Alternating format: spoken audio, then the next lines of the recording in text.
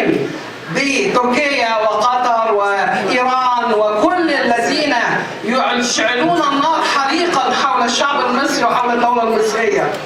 كنا نعلم أن هؤلاء جميعا هم الخطر الموحد في مواجهة قدرة الشعب المصري على التقدم للأمام. لهذا كان قرارنا منذ اللحظة الأولى أننا سنحاور القوى الاجتماعية أينما وجدت. فكان أول قرار لنا هو تشكيل التحالف الوطني مع الاتحاد العام لنقابات مصر، الذين أشرف بأنهم جميعا يجلسون على هذه المنصة يعلمون حجم ما تم من حوارات خلال عام كامل في محاولة لاستدعاء الغائب، استدعاء الشعب المصري. لأنه إن لم نؤمن أن الشعب المصري لديه طاقاته ولديه قياداته الطبيعية التي تعبر عن القوى الاجتماعية والتي تنتخب منه، مثل النقباء الأجلاء الذين يجلسون على المنصة وغيرهم في اتحادات فلاحين وعمال وفي إطار شبابي وفي إطار المرأة المصرية، هؤلاء إن لم نستدعيهم لكي يكونوا جزءا من الخريطة القادمة لبرلمان مصر، فمصر في خطر. مصر في خطر. لماذا؟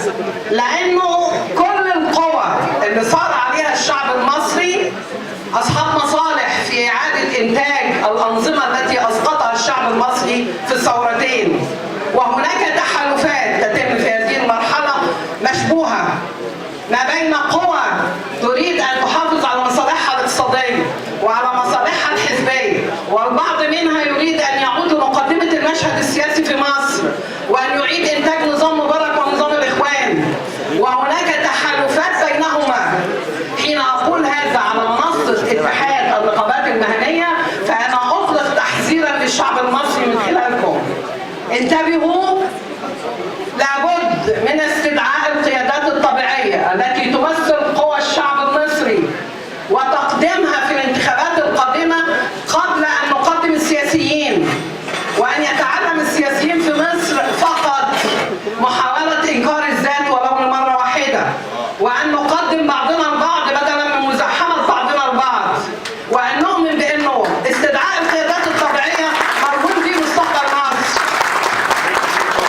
الذي يحدث في هذه القاعة هو جزء من الصراع ما بين القوى صاحبة المصلحة في التغيير الثوري والقوى التي اعتادت أن تذل الشعب المصري.